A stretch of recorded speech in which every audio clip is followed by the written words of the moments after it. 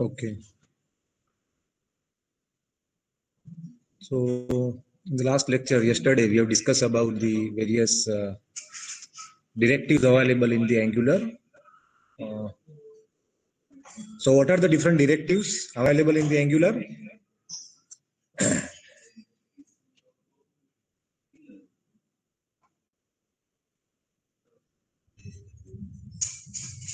Okay, correct. Ng if, ng4, ng switch, correct.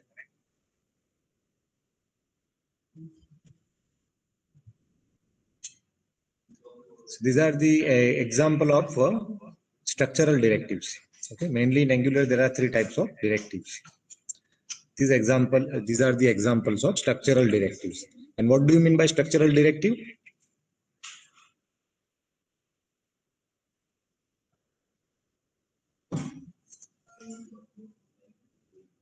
Okay, right now I'm not sharing the screen. Once we have a quick recap, we will continue with the example program.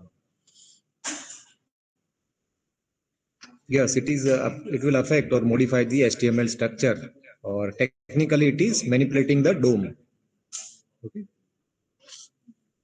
So either we can insert the node in the DOM, we can remove the node from the DOM, or we can update the existing node data, maybe attributes or the content, inner HTML, text content. Those things can be changed by using the structural directive. So when we are using ngIf, either the element would be added to the DOM tree or the element would be removed from the DOM tree. When we are using ng4, we are inserting nodes into the DOM tree basically. And using ng switch, based on the condition, one of the node will be inserted into the DOM tree.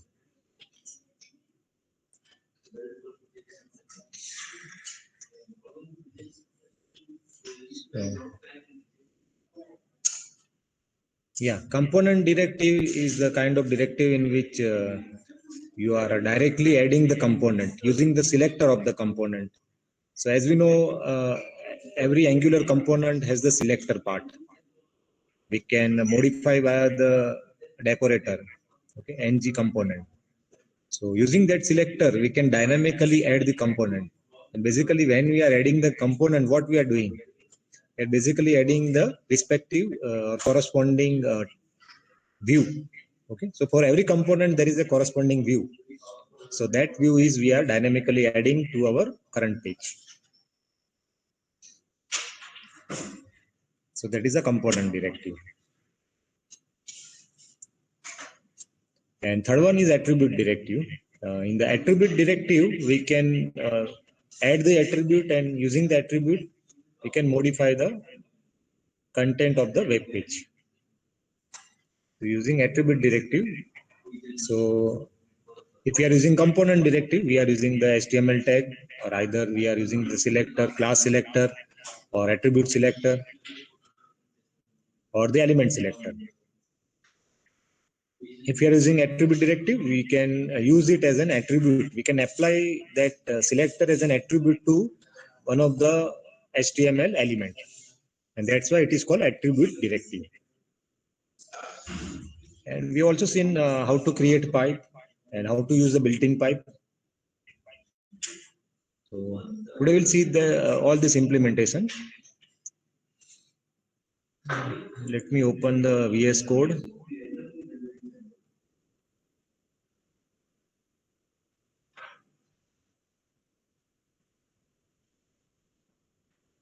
Just give me a minute.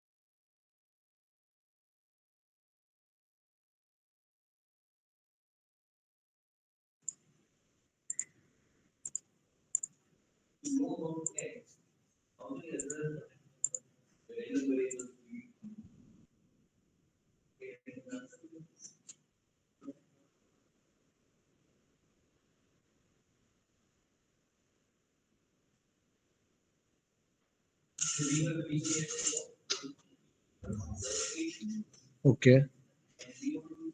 So here you can see that we are creating the pipe, and when we create a pipe, it will create the TypeScript file, which is decorated with the @ component. So we have selector as pipe example, so you can rename it as you wish. Now within the template, so this is a basically component that we have created, and within this we are using the built-in pipe, and we'll see how to create the custom pipe. But this is to display or to understand the working of the built-in pipe. So the example that we have seen, like this is a birthday, this is the class property, and here we are creating a new date and we are displaying as it is. Then we can pass the output of the birthday as the input to the date pipe. Then we can also provide the format of the date. We can also use multiple pipe. Okay. So this date output is passed through the date pipe followed by the uppercase pipe. Here we have this currency is displayed using the INR format. So Indian rupee symbol will be prefixed with the figure, and then we can display this amount into the percentage.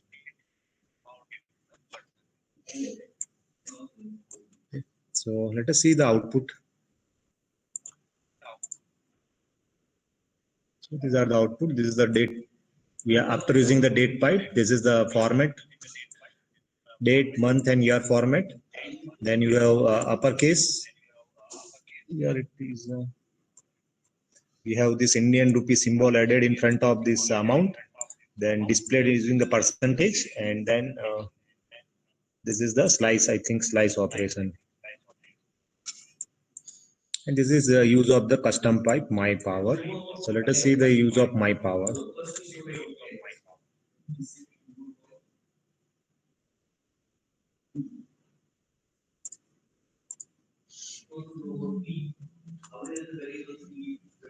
So basically pipe is a class which implements the pipe transform interface. So for that you need to import it from the core library. And this class must be decorated with the pipe decorator, having one element called name with the name MyPower. And you can see over here that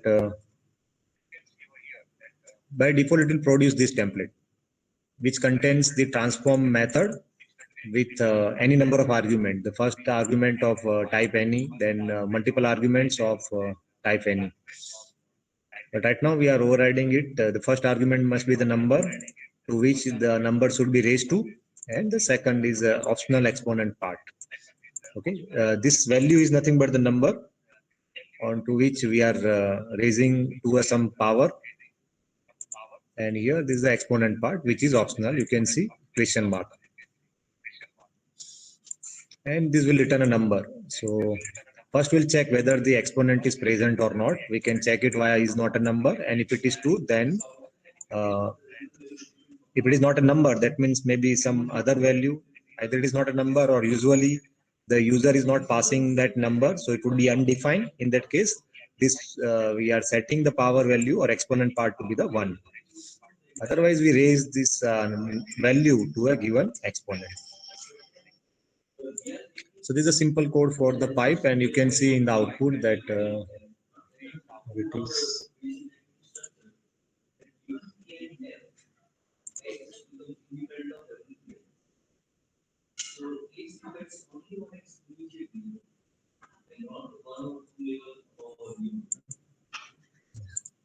So here it is, we are raising the 2 to the power 10, and that's why we are getting the output 1024. Hope that this is visible. I think the number is readable.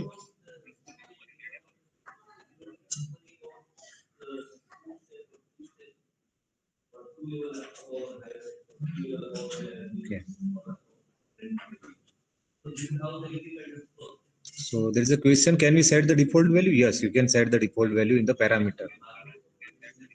So that is a part of the TypeScript language. So if we change it to some another value, let me save it and see the output. Now it is 32. 2 raised to 2 to the power 5, it is 32.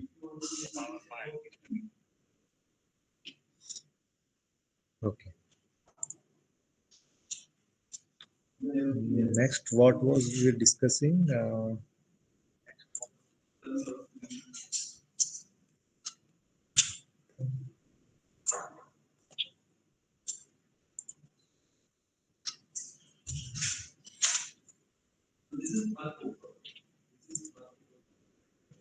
Okay.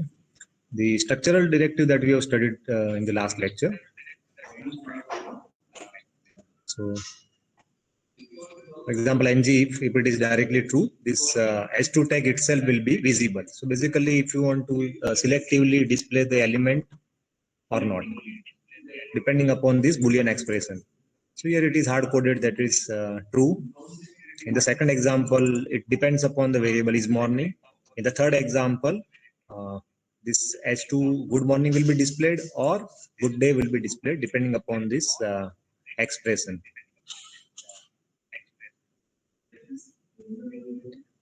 Okay, so let us see the output.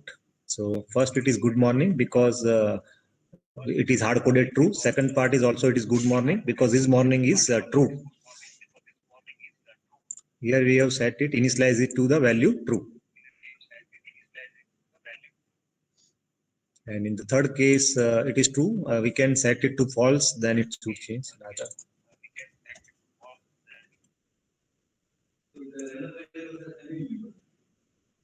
Yeah, so instead of good morning, you can see that it is good day.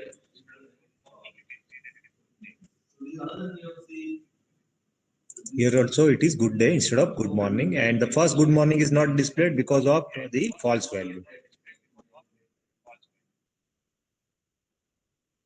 So see the use of ng template. This block, HTML block, can be displayed depending upon the value of this Boolean expression.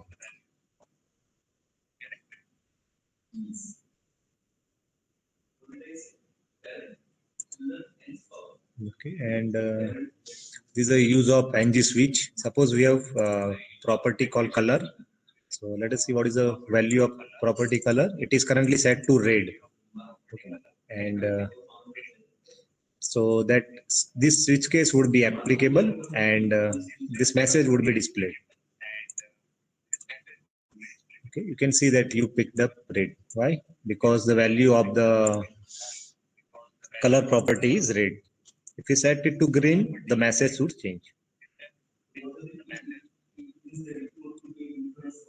So right now it is hard coded. Otherwise, you can get this input from the user and you need to write the event handler. And within the event handler, basically you can write down this switch case statement.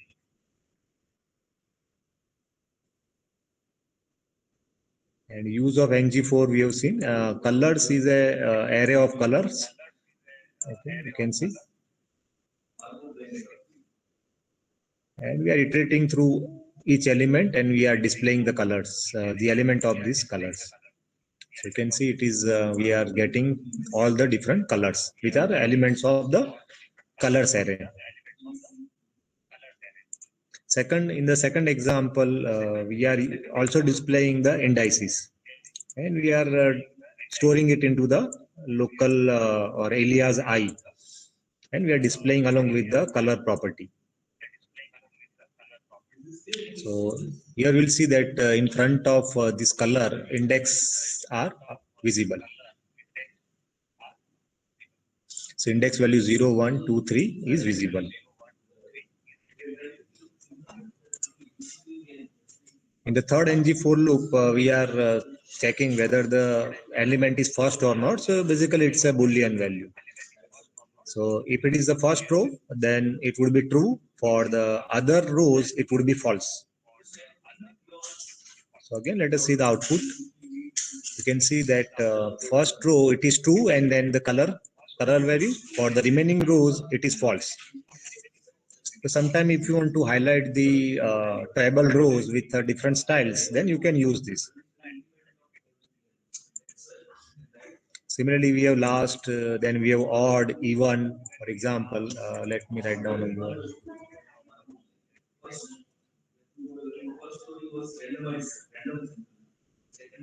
Yeah.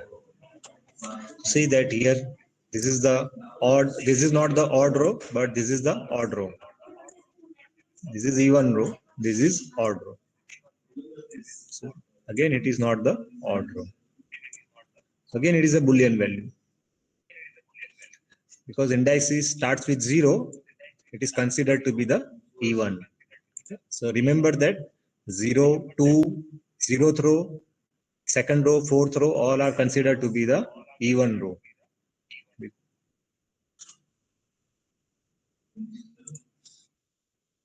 Here we can change it to even for last. And finally, we are looking at the use of our custom directive. So how to create custom directive in Angular. So let's look at that.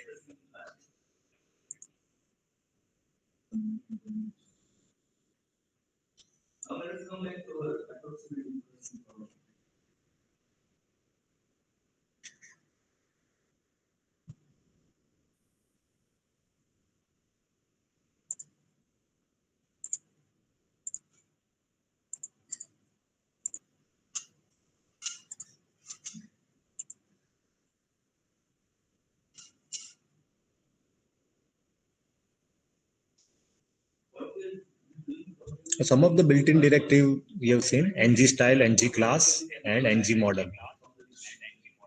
So what is the use of ng model? Can you recall?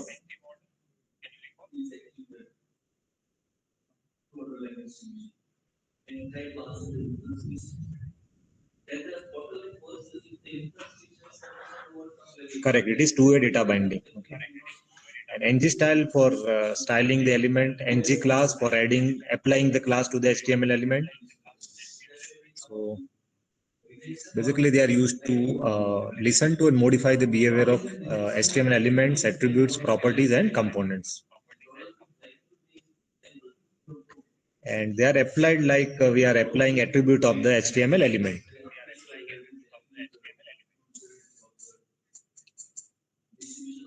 So now let's create our custom attribute directive.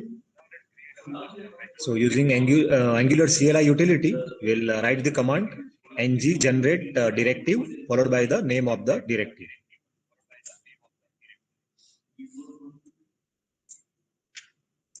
You can try. You can also try this command on your system and run this command in the terminal. It will generate the file highlight directive.ts file.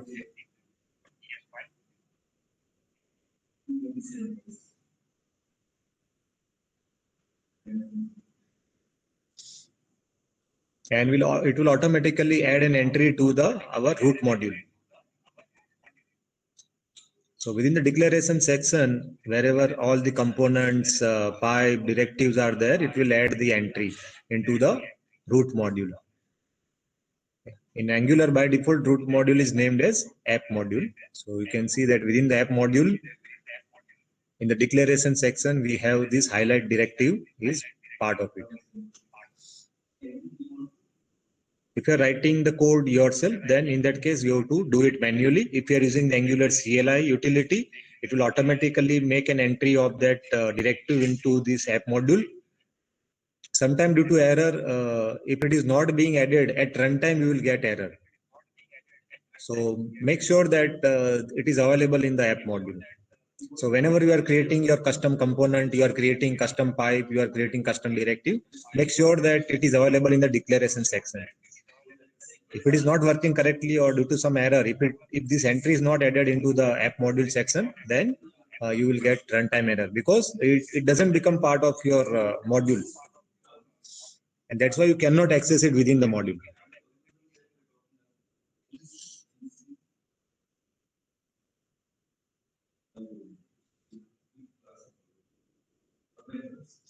This is the code generated by the Angular CLI utility.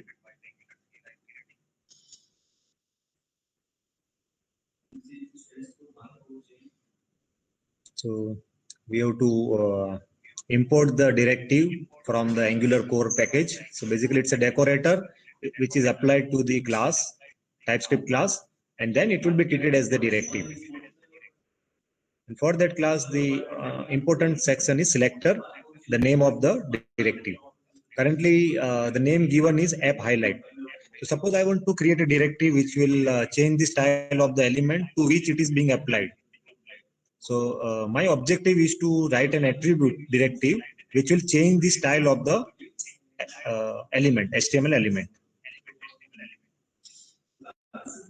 And I have given the name, say, app highlight. So this is the default code produced by the Angular CLI. Now we want to modify this code. And if I want to get the access to the element to which I want to apply style, I need to use this package called element reference. This class rather, element reference.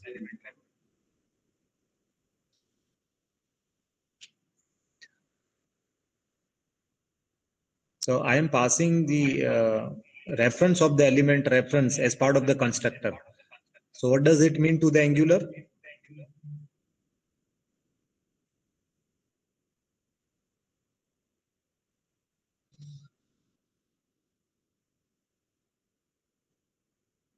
Correct.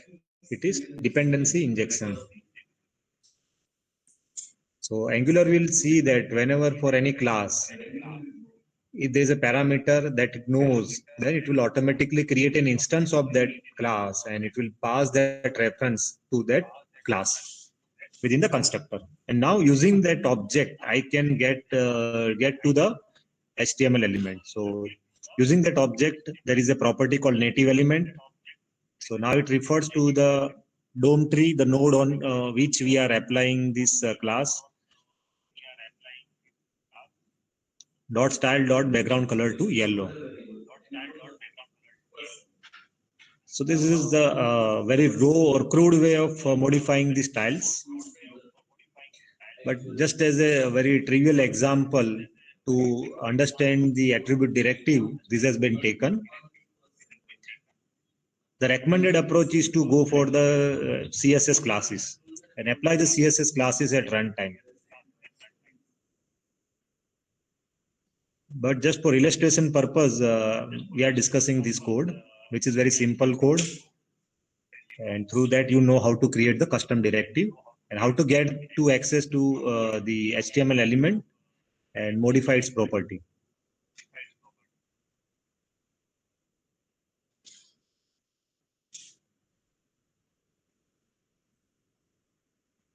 So the modified code is highlighted in yellow color. You can see that.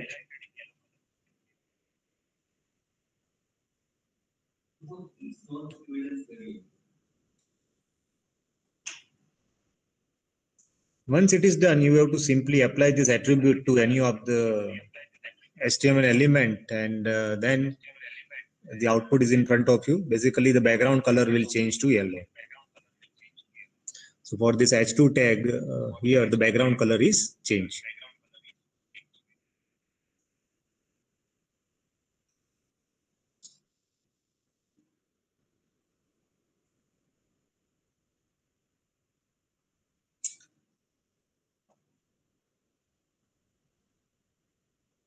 So Angular gives you a lot of opportunity for creating reusable code in terms of directives, components, pipe, and then you can use those directives in another project.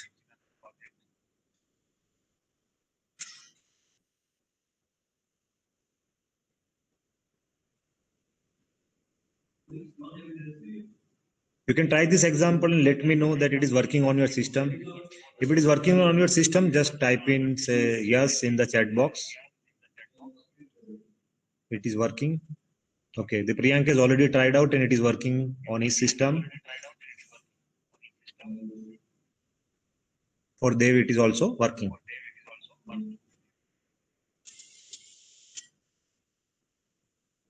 So only few commands. First, create the directive via the command Angular generate directive, the name of the directive, and then modify the code.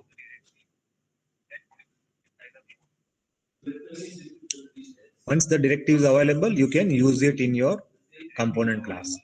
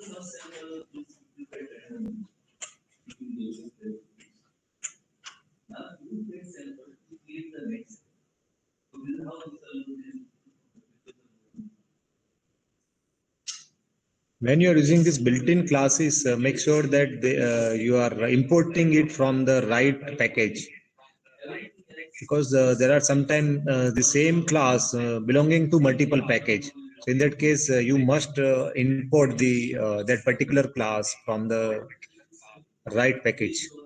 Otherwise, your code will not work.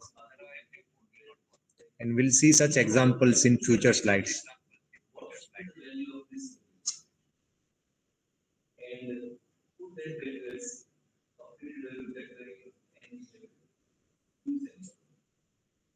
And VS Code, there is also feature of auto import. So sometime it may import the wrong package. If the same class is or the same classes belongs to multiple package, it might import it from the different package than you might be willing to. Okay, so you might be expecting that it should come from this package, but by default it will import from other package, and your code will not work.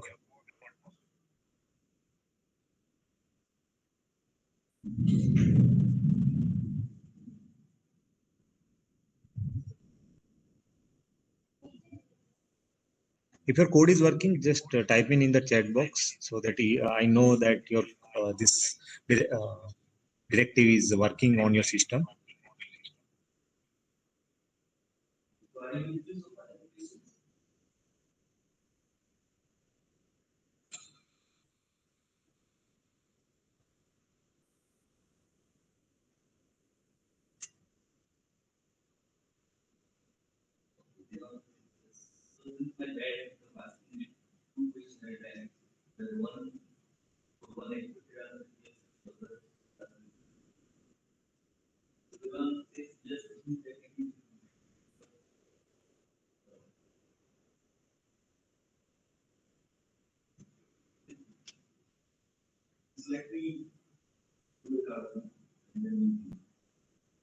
So there is a question: can we create CSS file for directive? No, usually CSS file is for component only.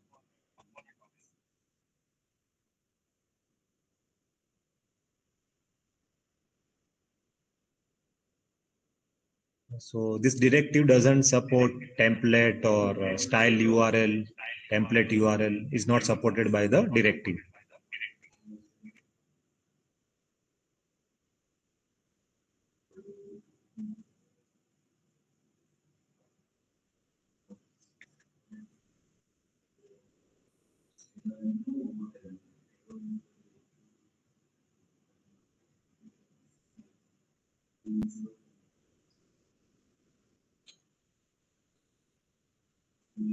Okay.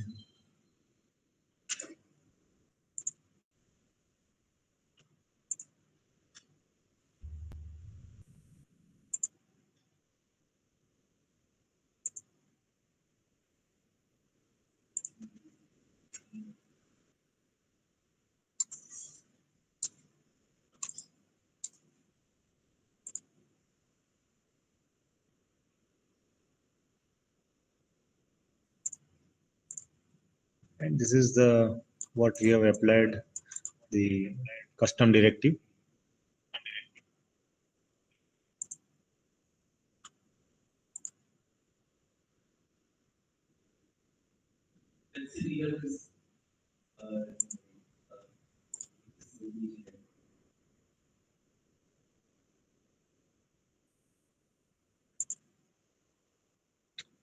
So we have applied this custom directive to the H2 tag as an attribute, and that's why it is called attribute directive.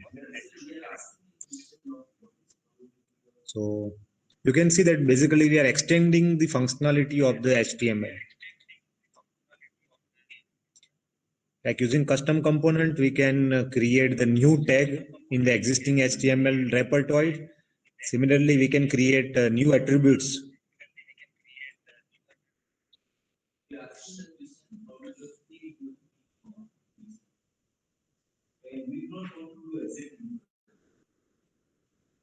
Okay, fine.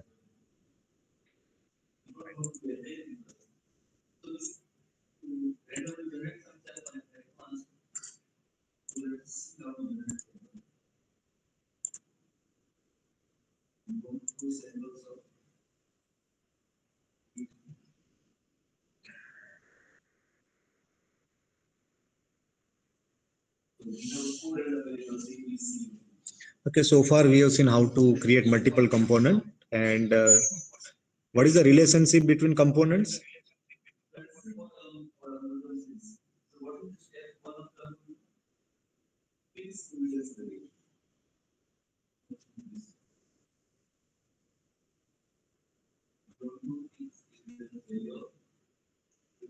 What kind of relationship is there between two different components?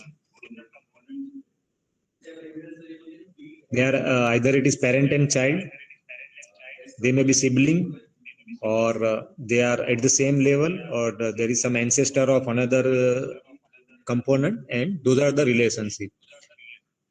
Now, if you want to pass some information from one component to another, how to achieve that? So that is called component interaction. So if you have parent component and child component, let us see how they can communicate with each other. So there is one way called passing the data from parent to child component. Another is passing the data from child to parent component.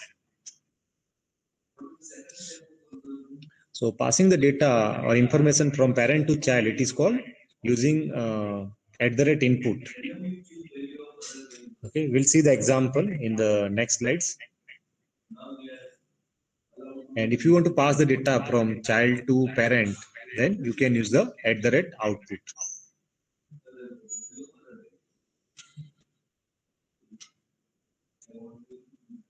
Okay, so you get the data using the @input in the child component, and you can pass the data from child component to parent component using the @output properties.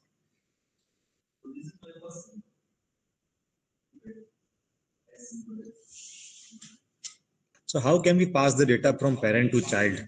Through the child selector.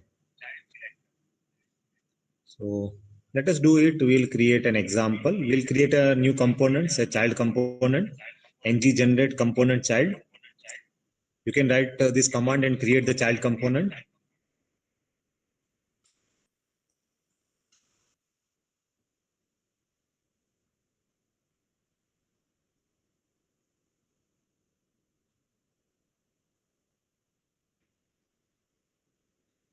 I am assuming you have the app component as your current component when we are creating a new component called child component. And if you are placing the selector of the child into the app component, so child component will become the child component of the app component, and app component will become the parent component.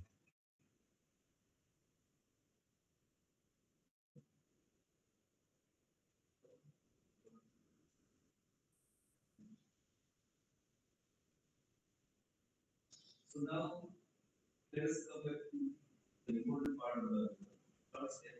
So each one we are studying ensures the value by putting values of other variables in as well as now we want to calculate value. We say that the last time we wrote Once it is done, you can use the child component selector. So by default, it gives the name app-child. So I'm not modifying the selector. Here you can see that it is app component, but in the child it would be selector would be app-child.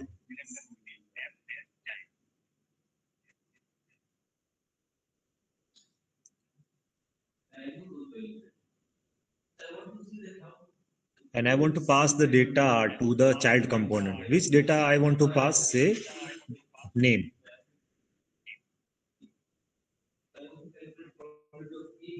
So here I have created a property name with the value app component.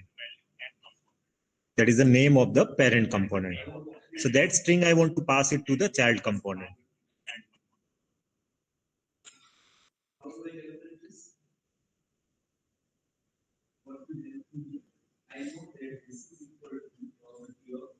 So I'm using the property name parent data equal to name. Does this property exist in the parent component?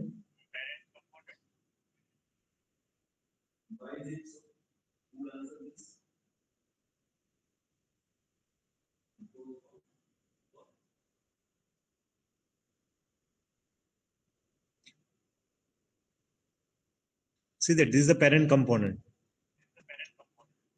Do we have a property with the name parent data in the parent component?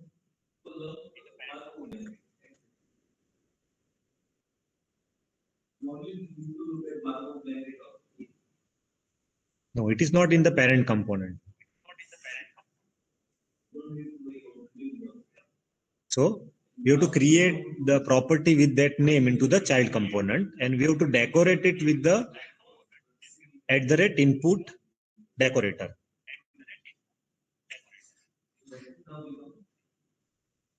So this is the code of the child.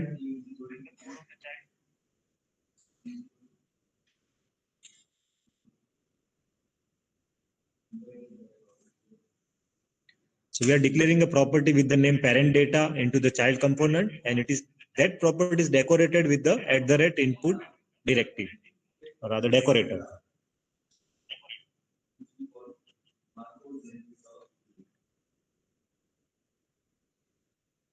So here we are telling it to the Angular that this data will come from the parent component. And that data we are displaying through the interpolation. So this child component has the template in which we are displaying it as part of the S2 tag.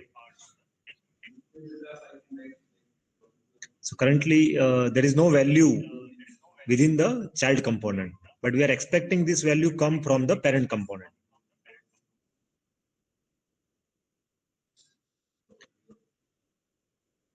And just remember to import this input from the Angular core library. So you can see over here, it has been highlighted over this.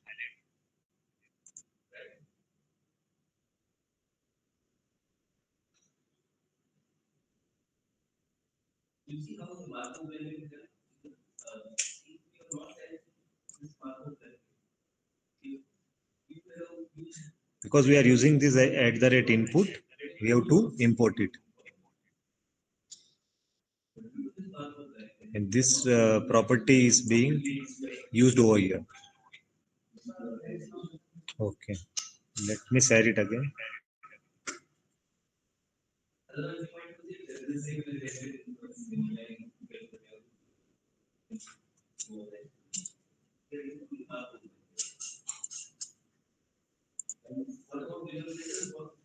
Something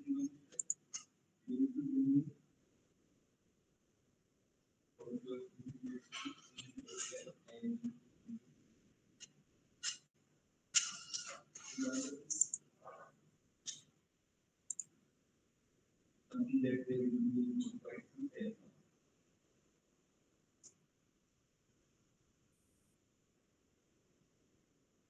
First,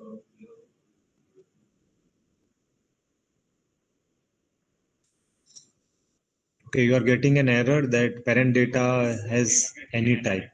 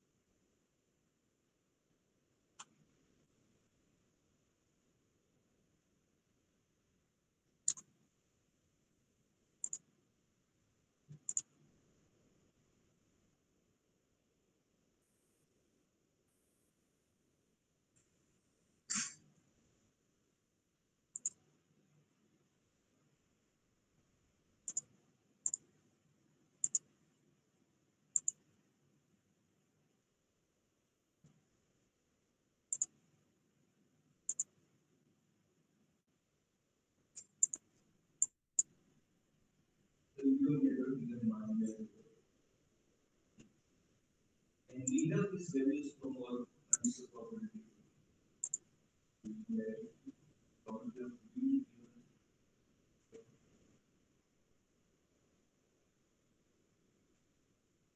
C equal to false is 0.4.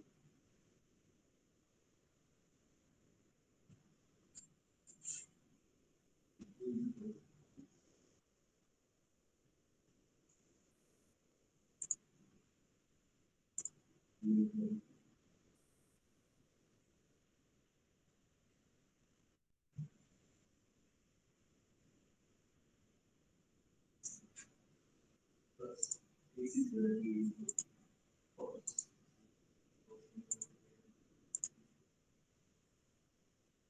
B is equal to 2, Q and A equal to false.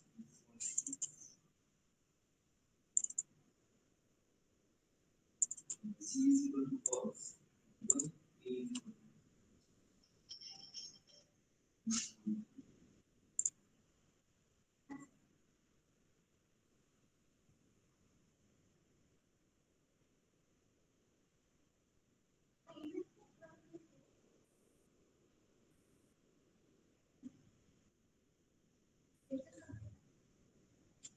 So is it an error or warning? Because I am not getting this error. for example, this the counting area and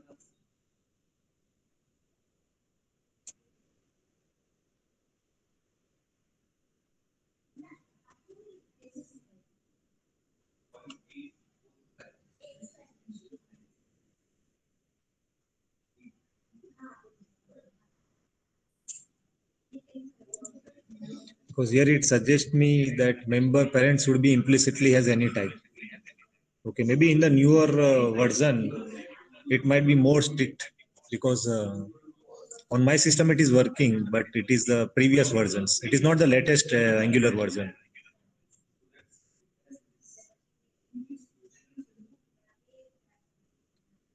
It is just giving me warning, but it doesn't result into the error.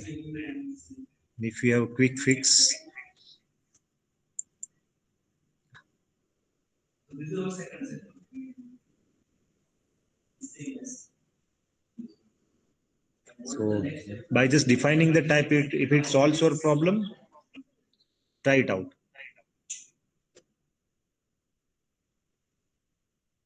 If you want to be more specific, if you know the type, we can also define the type that it is string. That is also possible.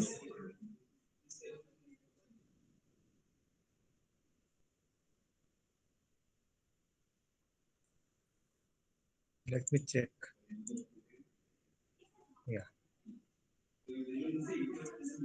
So basically, it's a TypeScript error. Okay. Let's go back to the slide.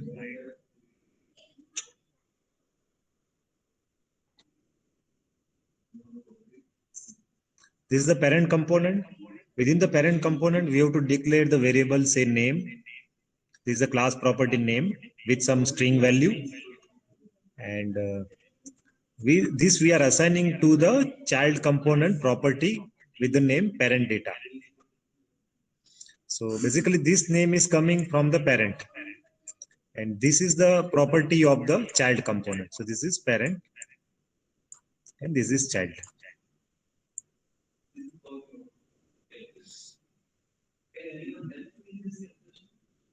So there is no property parent data into the parent.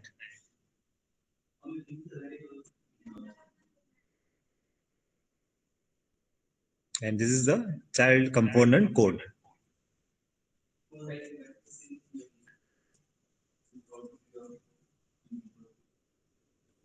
Here we can define the data type to be string also.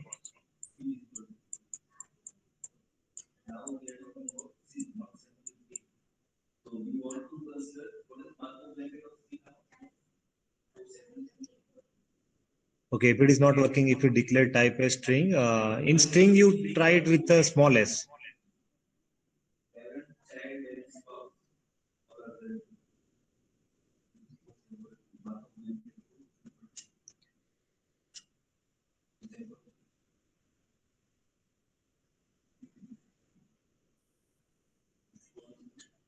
In the keyword string, s should be small, not the capital.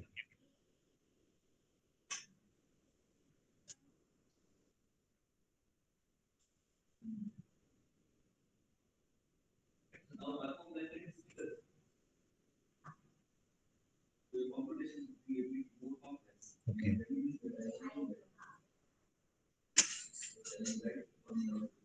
I think it should work. It is working on my code because I tried with that thing.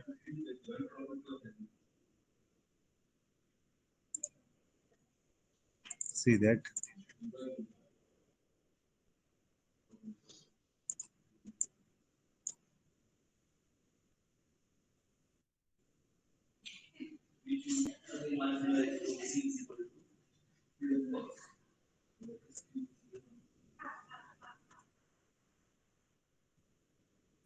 Another thing you need to note down, after @input, you must have the empty set of parentheses. This is the one thing you need to note down. Secondly, you need to see that this input is also imported from the Angular core. Two things you need to make sure that. First thing is it is @input followed by the empty parenthesis. Your type may be any or string, whatever you want. And second is this input from the @Angular core. Because it might happen that this by default input may belong to multiple packages. So right package should be imported.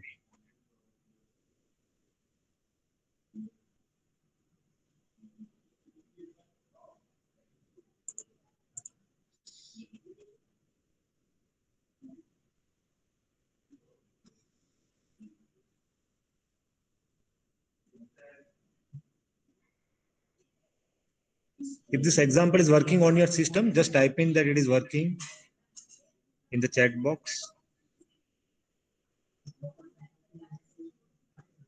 Okay, only one is for one student is working. Okay, so parent name in app component.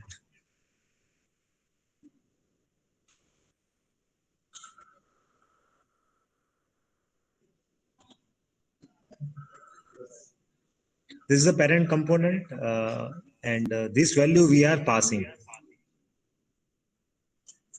But property name is name. This name is belongs to the parent component, but this parent data belongs to the child component.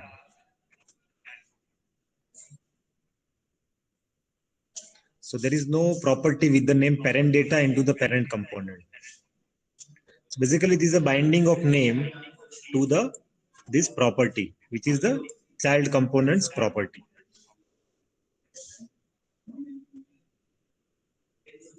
conceptually remember that this value of property name, which belongs to the parent component, we are assigning it to the child component property with the name parent data. So this code is part of our parent component. Okay, this HTML or this view belongs to the parent component. This is the extra thing. You can skip this part. But right now we are focusing on this part. Within the parent component, we are accessing the child component via the child selector. Right now it is the element selector.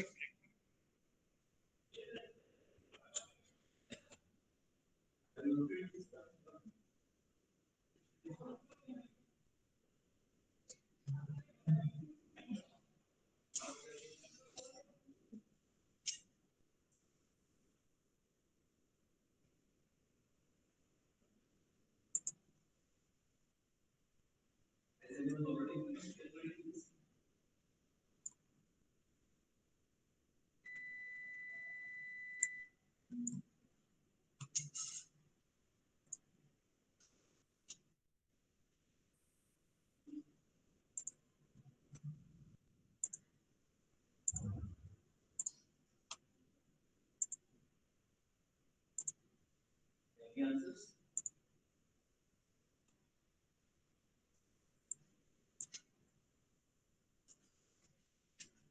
Okay, right. Okay, I will do it together.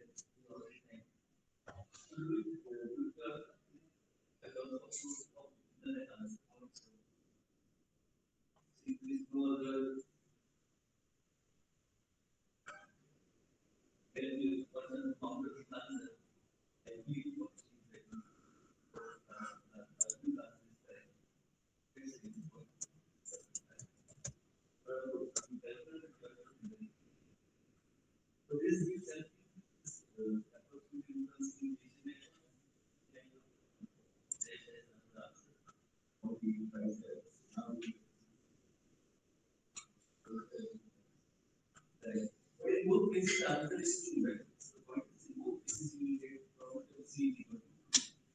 So, value of true is more than the quality of being C equal to true is more than false. So if you look at the code, in my example, I have the parent component and there is a child component. So there is a hierarchy that app component has the child component with the name parent, and parent component has the referring to the child component. So let us see that parent component with the selector parent, child component with the selector child. So within the parent component, we are referring to the child component. So, usually we simply work with sufficiently large number of So you can see that this is how we are referring to the child component via the samples. child component selector. And there is a property called parent name, which is part of the child component. But the name property belongs to the parent component. Okay. Name property belongs to the parent component. So if you go here, the name is DDU. Okay. And this value is passed to the child component. And child component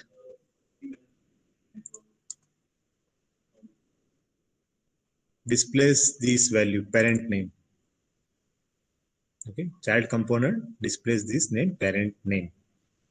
And you can see that it is declared with annotated with the @input directory.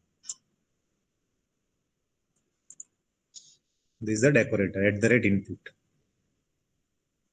So if you look at the output,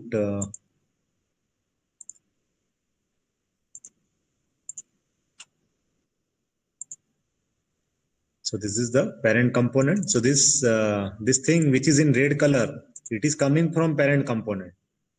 If you look at the code over here, right, there are two H2 element.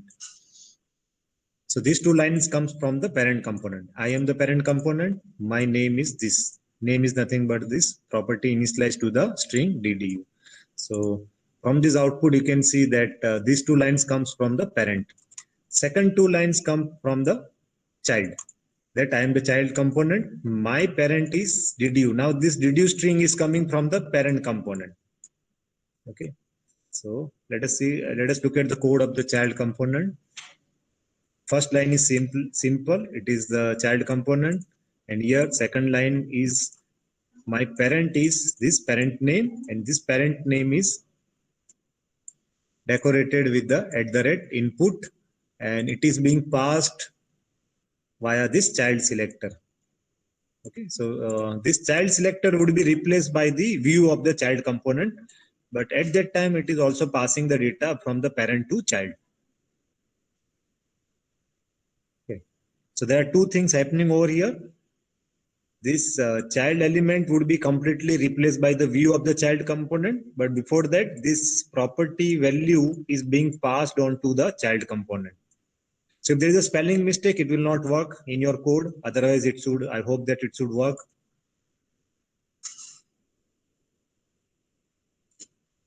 Is this clear up to this? How to pass the data from parent to child? Any doubt so far?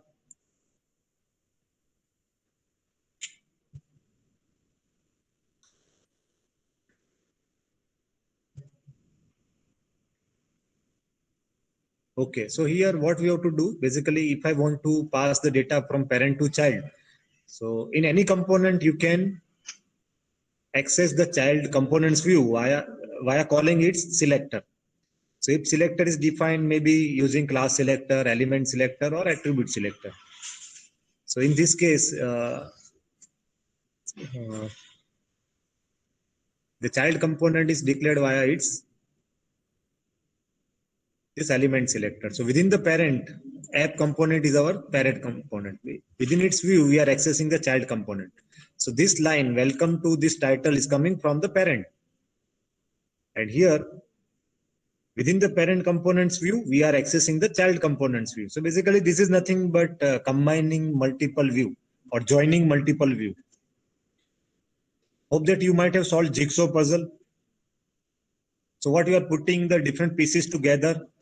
So here also, basically component is nothing but to the user, it is a combination of view. Those are the dynamic view. It is not static view. If you wish, if you don't write any TypeScript code, then it will become static view. Basically what we are doing, we are combining the multiple view using the components. So here this part will come from the parent component, and the second part will come from the child component. But child component view is taking the data from another component. So that is called component interaction. So the parent component is passing the data or the name property to the child component. Okay. And within the child component, we are accessing this value in the property called parent data. So you can see this parent data is declared in the child with the decorator @ input, and we are simply displaying it. We are not initializing it because now the Angular will pass on the data to the child component. So basically here, this complete element would be replaced by the child components view. Remember at runtime, this line will be replaced by the view of the child component. So what is the view of the child component? This is the part. This line, H2 line, hello parent data. So for this example, you should get the output welcome to whatever the name. Here title is app component, sorry app. So welcome to app. Here the output would be welcome to app, and this would be replaced by the view of the child component. So here it would be hello parent data. But what is parent data? Parent data is app component. So it would be hello app component. Is it clear?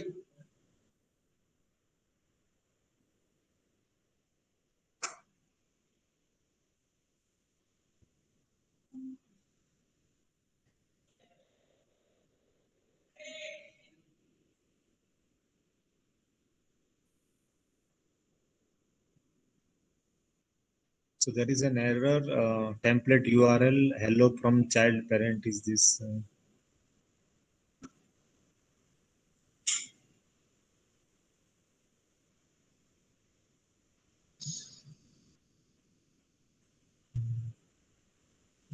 So it is a single line. Also, you can put this template in the double quotes. It is not necessarily you use backtick. You can place this line into the simple double quotes also.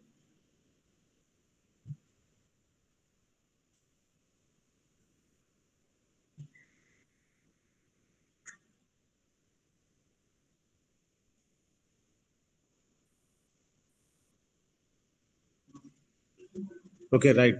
It is you should write template instead of template URL.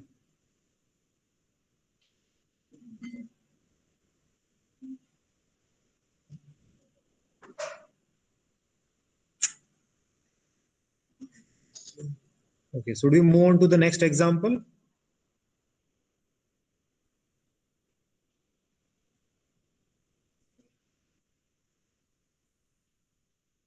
Okay. Okay, in the child component also you can refer the property with a different name. So here we can see that parent is within the parent.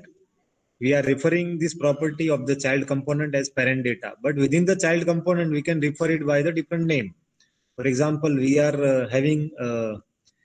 known by different name in at our home. Okay, so person can have a different name at his or her home. Okay, here also this property name can have different name in the child, so that is called alias. So what you need to do, you can give alias as part of the input decorator.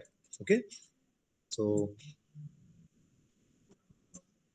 you specify the value which is the property name known by the parent component as part of the input, and you can give the another name like this. Now this is alias is name for the parent data. So within our child component we can refer it by the name instead of parent data. So this is a simple thing because now to the parent component can have always right now app component is a parent component, but we can set it to a different component also. So this child component can be referred to in some another component. In that case, that component will become the parent component. So in all those parent component, the name will be same, this parent data. But within the child component, we can refer it via the different property name. So this is called alias for the property names.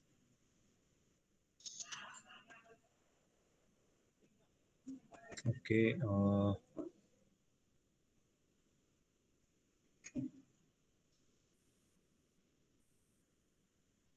How to pass multiple data? Yes, you can create multiple property and you can pass it as the property binding syntax. Or you can, if you want to, another alternative is to create an object and pass the object as the parameter. Or you can create an array of objects and you can pass a single reference to the array.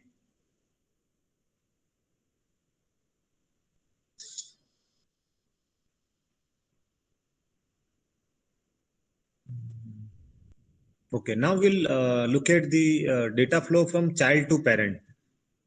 Sometimes if the child component wish to send the data back to the parent, that can be achieved through the events. Okay, that can be achieved through the events.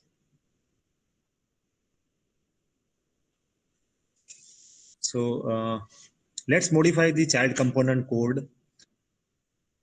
In the child component, we have to use the output decorator. So see that this is the name is nothing but the alias, or you can say parent data. And we are inserting a button and we are handling the click event of that button. So whenever the user clicks on the button, then the child component will send the data to the parent or pass the data to the parent. Is it clear how to pass the data from child component to the parent component?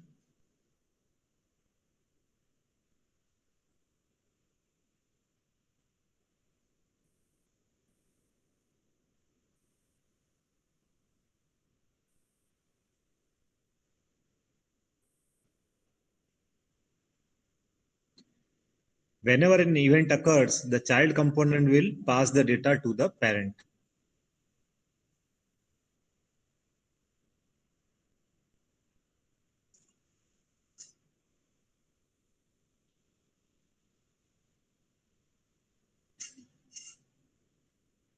Okay, so this name, we can see this is already we have seen, this name will come from parent to child.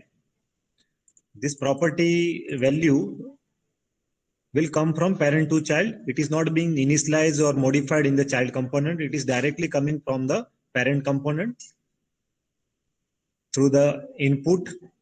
Through the input it is coming. But now, when we are also displaying a button with the label send data, when the user clicks on that button, the child component should pass on some data to the parent. So right now, suppose I want to pass some string to the parent. So let us see the code for that. For that, you have to use the output decorator.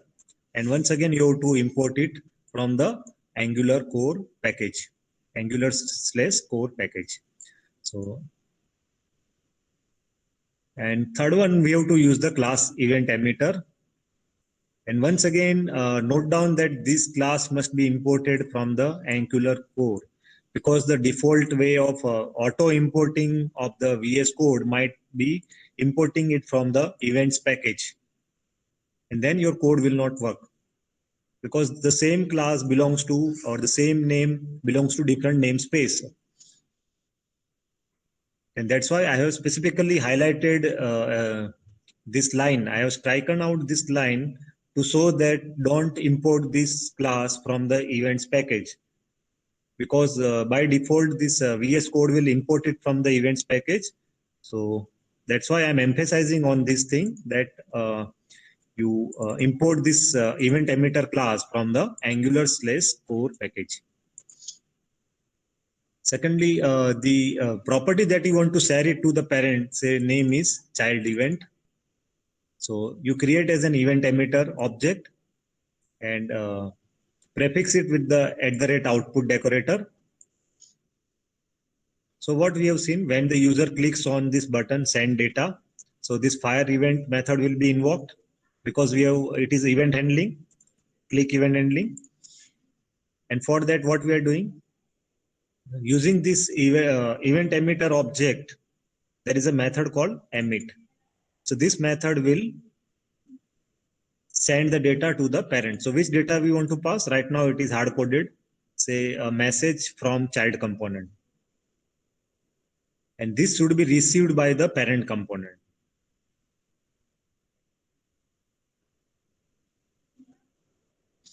So we have to use this class called event emitter. This event emitter object through which we can create custom event. We can create custom event. We can also have the custom event handler, and we can also handle this event at asynchronously at runtime.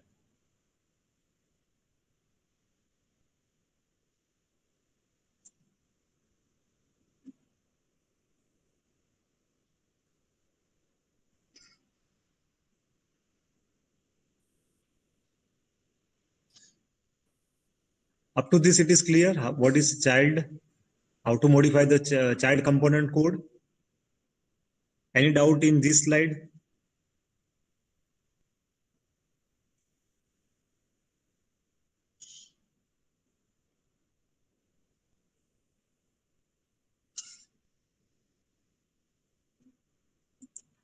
Okay, so if we are getting the data from parent to child, then we have to decorate that property with the @input direct @input.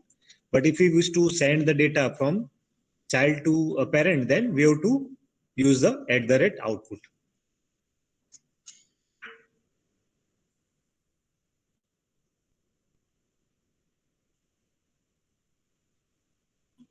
And this requires event handling. Basically, through event also, only through event we can pass the data from child to parent.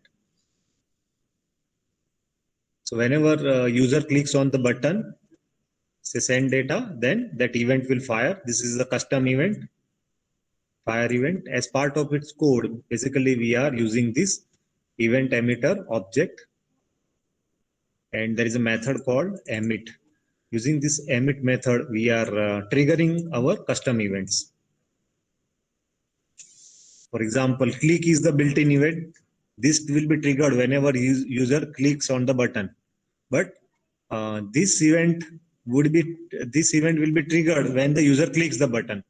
Or this is a synchronous event, but this event can also be asynchronous event. For example, suppose we click on the button and after 5 seconds, the event would be triggered. So you can use set timeout.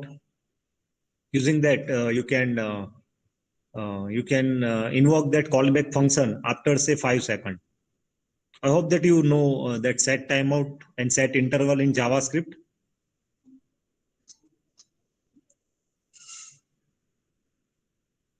Or you might have used that set timeout and set interval. If you want to trigger and if you want to invoke some function after some fixed time, you can use the either set timeout or set interval. If you want to repeat that or invoke that particular code at fixed interval, then you can use the set interval. So right now this is a synchronous event, but if you want to make it asynchronous, you can write down this code as part of the set timeout. And the data will be passed after say some time, after some time, given time. Now this data has been sent from child to parent, but now parent has to also receive the data from child. So what to do in the parent component?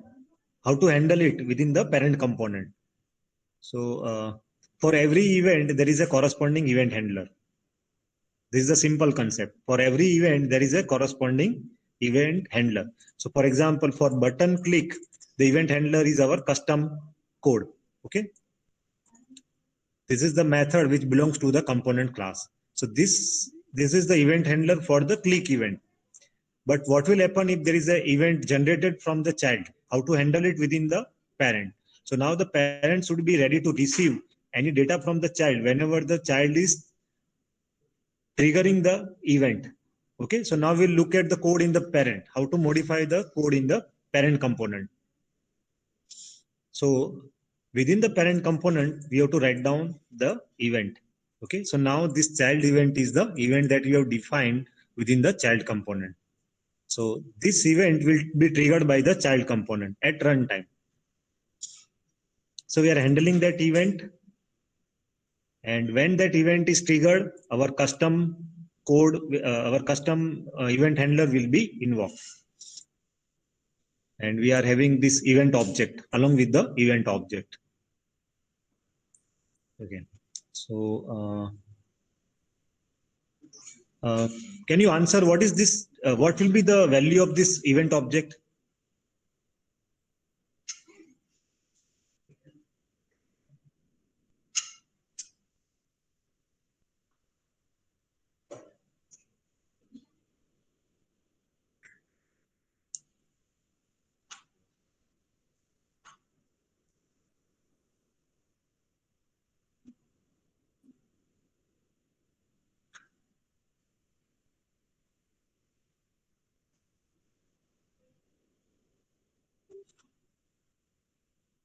Correct. It is the message from child.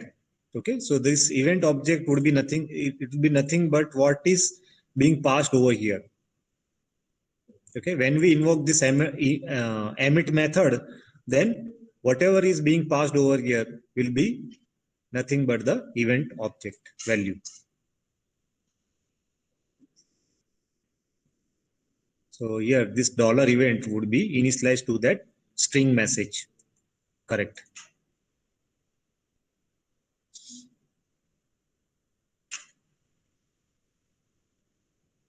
Okay, so okay, let's go to the app component class. We are having child message. Initially, it is initialized to some value that child message is not received. But when this event is triggered by the child component, then we are invoking this event handler within the parent component, and we get it as part of the event object. So here, this message is initialized to this dot child message, So this will be updated. This string will be, this property will be updated whenever this is triggered from the child, and it will be, we are also displaying it as within the parent view.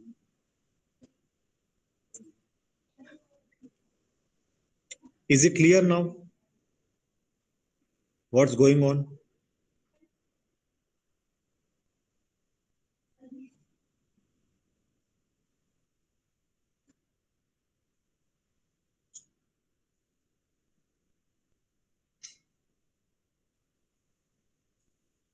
See that within the child component, what we are doing, we are writing a button. When the user clicks on the button, we are generating custom event. Okay, the child component is generating custom event. How to do that? Via this event handler, rather event object, event emitter object. So through that we are generating the event. Which event? Child event.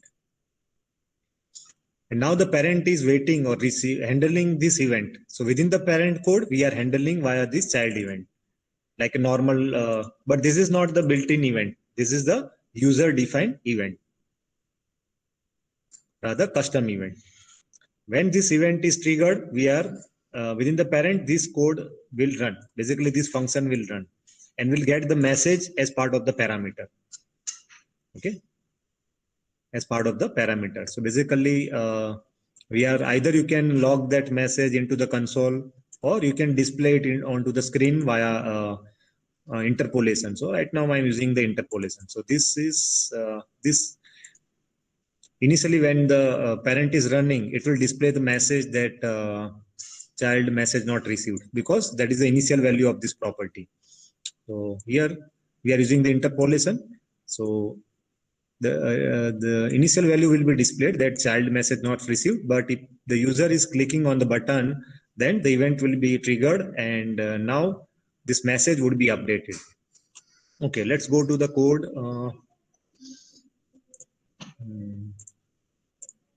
Okay, so this two line from the parent, this two line from the child component, this is another child. Okay, so I have created another child with the name child2. If I click on this button, send data to parent, so what is the initial message?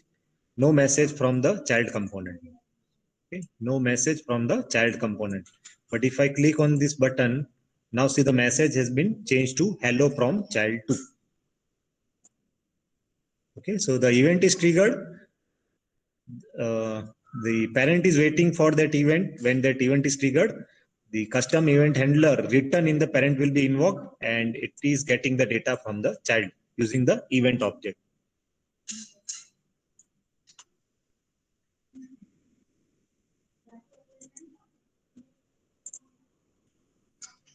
Okay, let me refresh this screen. So see that initially the string message is no message from the child component. But when we click on this button, the message is received, event would be triggered. That event is received in the parent component, and it is updating this property. So basically there is a parent component. Within the parent component, there are two child component, child1 and child2. Okay, so this first two line from the parent component, second two line is from the child1 component. This two line, this message and this button is from the child2 component. These are the different view of the child component, and finally this line is from the parent component.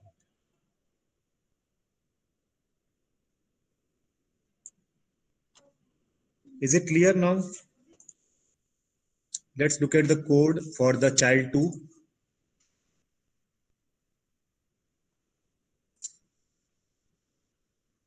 Okay.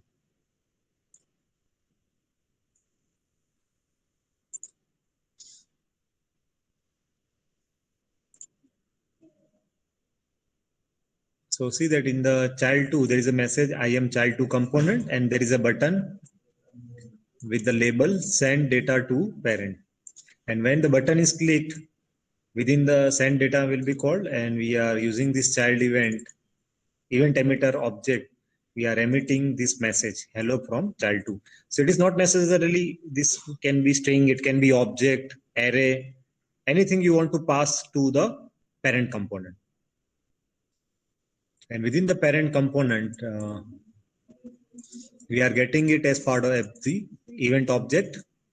So message from child, what we are doing, this message, we are assigning it to the property message child, and that we are using it to display it into the view.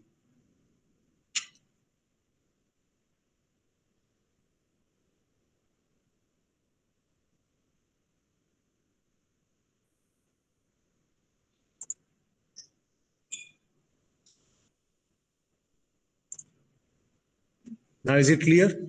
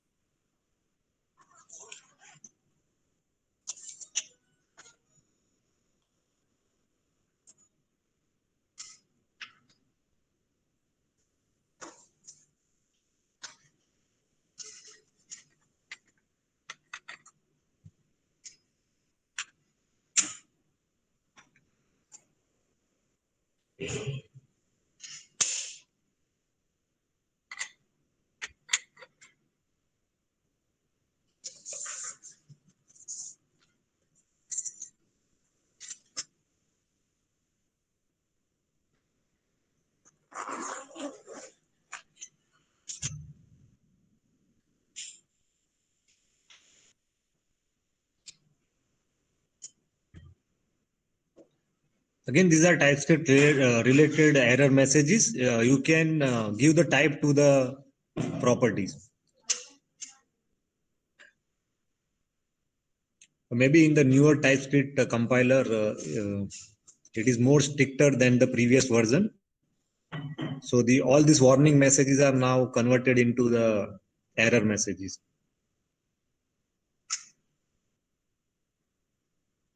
So like in the previous case, you can define the type of the property.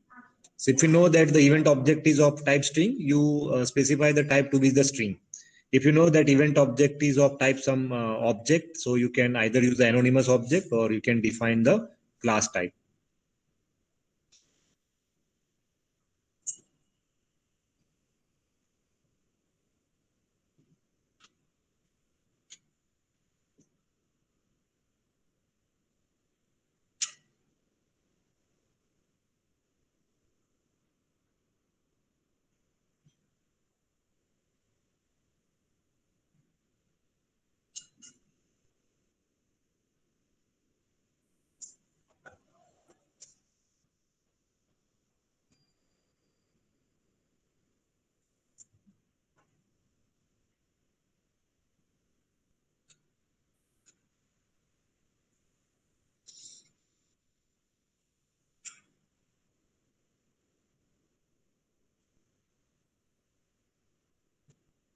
Yes, instead of string, you can try with the type any, because now it can bound to any data type.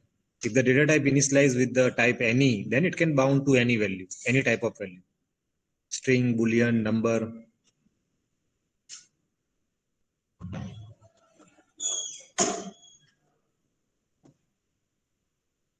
Okay, there is a question that what does this line do? Basically, within the parent component, we are handling this event. So for this, whenever this event will be triggered, our custom function will be invoked. But right now, this is not the built-in event. This is the event from the child component. This is the event name, basically.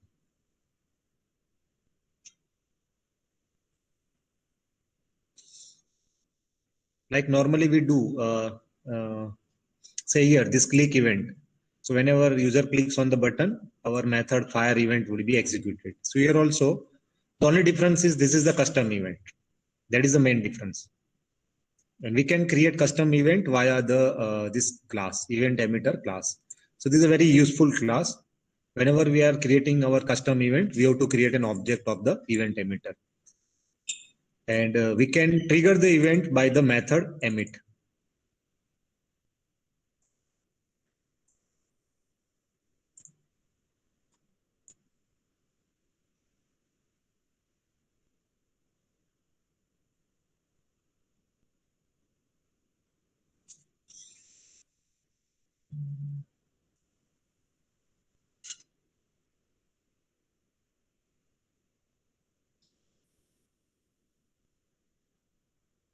So if this message is not passed on to, make sure that instead of this, you can try with logging it to the console window. Okay. On your system, as part of the fire event, also you log the message that the event is triggered in the child class.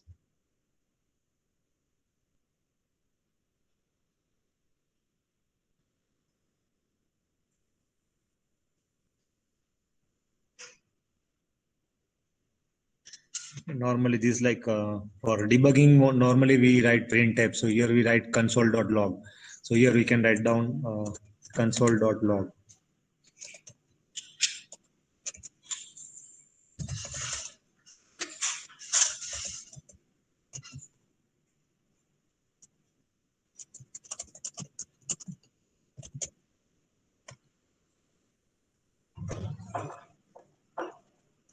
So let us see that it is working or not.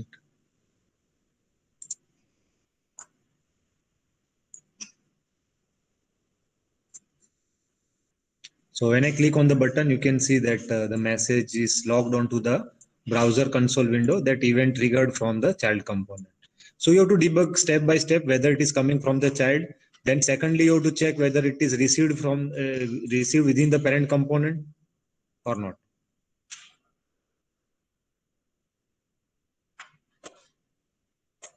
Yes, child component will create child event.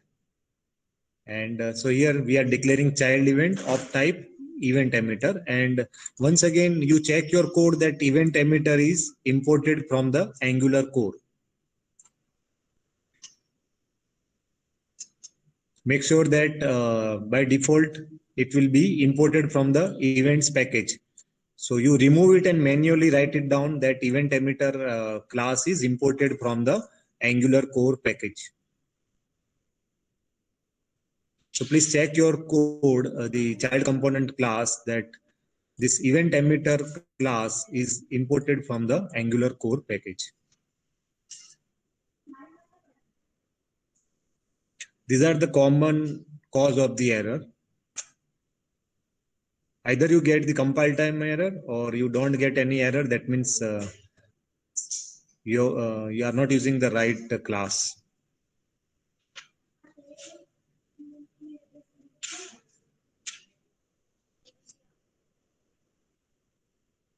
So this is a custom event, creating custom event using the event emitter class, and then you are triggering via the emit method. So there are three parts of the event handling: create the event, trigger the event, and handle the event. Okay, so we have created the event through the new keyword. Secondly, trigger the event via the emit method, and finally, handle the event in the parent object. Okay, handle the event in the parent object.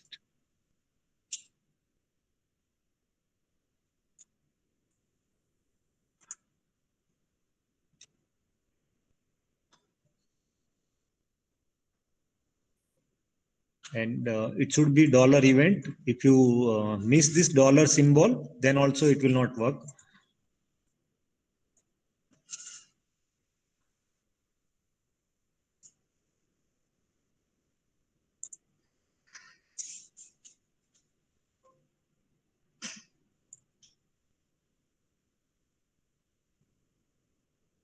Anyone, it is working? The message communication from child component to the parent component.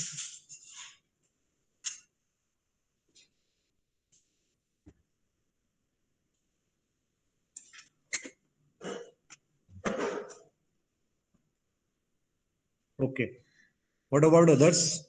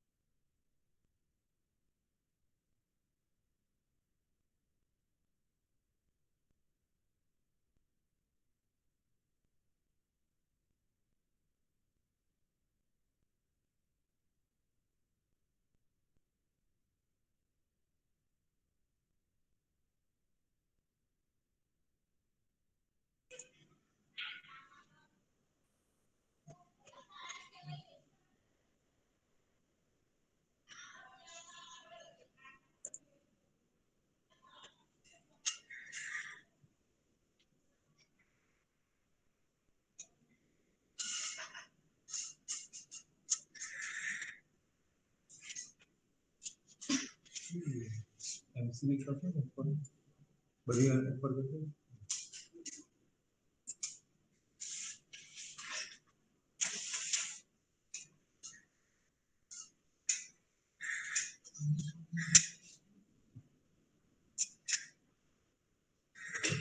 Okay. Any doubts so far?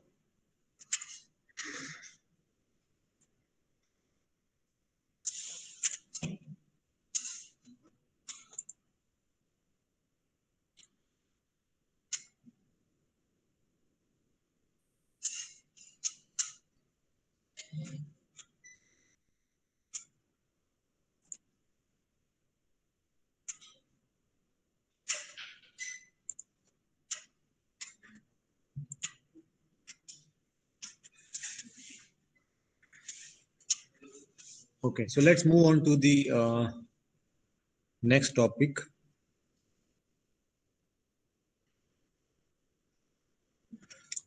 Services. So we have seen the use of services, how to create the service, what is the use of service within the Angular. So in Angular, there's a broad category of service. Service can be a value, function, or feature that an application needs. Normally, it is a class with a narrow and well-defined purpose, and it will do that task, specific task, and do it well.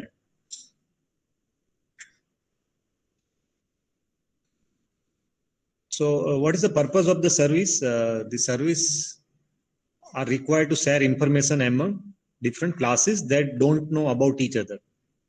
Okay, so there is a common information required by many classes. So instead of sharing via or sharing via by interaction, what we can do, we can write as a separate service, and then all those component classes can access the same service and get the same data. And as we know, these services can be used via the DI framework. Okay, so services are injected into the component class via the DI framework. Now the services can be injected into any of the component in 3 different ways. Okay, so suppose we can inject the services at the module level. So what if we inject the service at module level? Okay.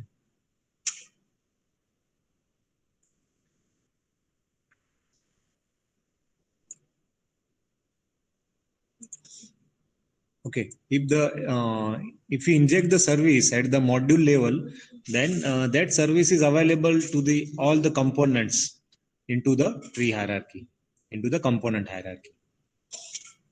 Okay. Second is, suppose if I inject the service at particular component, say only child one. This service 2 is injected to this child 1 component, then it is accessible within child 1 and this grant 1 2, grant 12 component. So it is accessible within child 1 and grant 12 component. But this service 1 is accessible to all the components within the entire tree hierarchy, like app component, child 1, grant, or child 2. And third is, suppose I inject the service 3 at the child 2, then it is accessible within child 2 only. So we cannot access the service 3 neither in app component nor in child 1 nor in grant 12. So it is not accessible. So this service is not accessible at that point. Okay, so you need to understand where to inject the service. If you are injecting at the root level, then it is accessible throughout all the components that belong to that module. So remember this, depending upon the injection point, we can access the service at different levels in our this component hierarchy. Now you can register the service at least through at least one provider, and that can be specified via the metadata. So we have seen use of the injectable decorator. Okay. Or you can inject the services at particular module. If you are injecting service at particular module, then all the components that belong to that module can access the service. Or you can inject the service at particular component. Then it is available to that component as well as the child component of that component. So depending upon how you register the service, accordingly, it is accessible. The scope of the service is different. Now, if we are registering the services at the root level, then what will happen? So this is the default code generated when we create a service. So the service is decorated with the injectable keyword, and there is a this field called provided in root. That means now the service is injected at the root level, and it is available throughout your project. And what happens? Angular will create a single instance of the service. Okay, it will create a single instance of the service, which is shared across all the components. Okay, so wherever any class wants to access it, they can inject it to that class. So basically, what we do, the class which requires the use of service, we write the as part of its constructor. Okay, how any component class can access the service? Basically, we have to write it as part of the constructor. So normally it is a singleton. It's an example of singleton. Second is if you want to access the service at the module level, then for any module, go to the decorator of that ng module. There is a provider section. Within that, you write down the service name. Now this service, these two services are accessible through that module only. Okay, whatever that module. It belongs to that module, and all the components that belong to that module can access the service. So in Angular project, we can have multiple modules possible. So this is first module, this is another module. We can have third module. So if we are inserting it one of the module, then it is accessible to that module. It is not available in other module of the project. And finally, we can insert or register the service at the component level. So okay, at component level. So in the component decorator, we have not discussed so far, but there is also a field called provider. And there you can write down the name of the service that you want to access. So basically we are injecting the service at the component level. So it is accessible to that component as well as the sub-component or child components.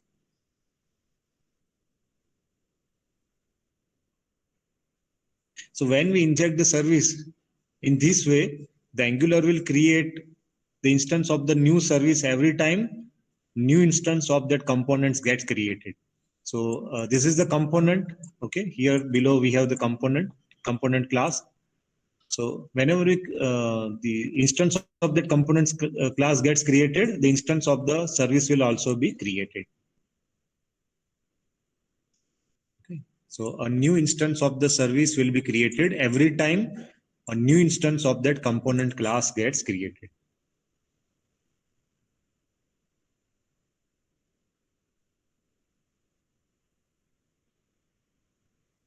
And when we are creating the service or injecting the service at the module level, there is a single instance, okay, single instance of the service, which is accessible to all the components that belong to that module.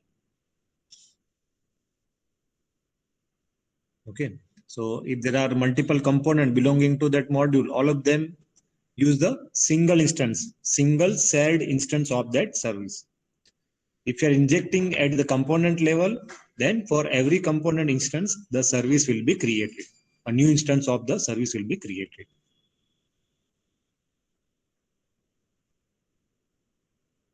Okay. Any doubts so far?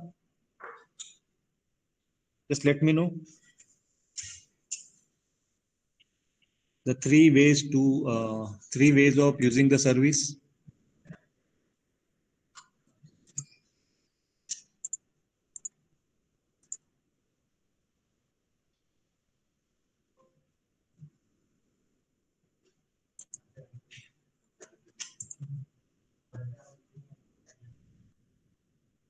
Is it clear? Three ways of using the service at the root level, then we have at the module level, and third is at the component level.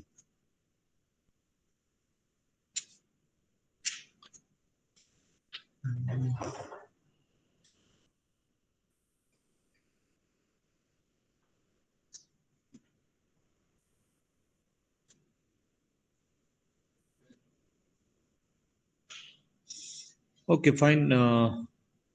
We'll stop at this point.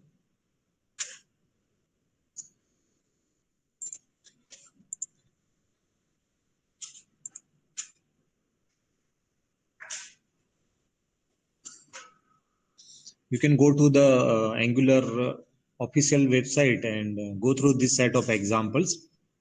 There you will find a detailed explanation of the concepts that we have covered so far. Meanwhile, I will also upload this slide into the Google Classroom. As and when we finish the slide, the respective PPT or PDF, I will upload it to the Google Classroom.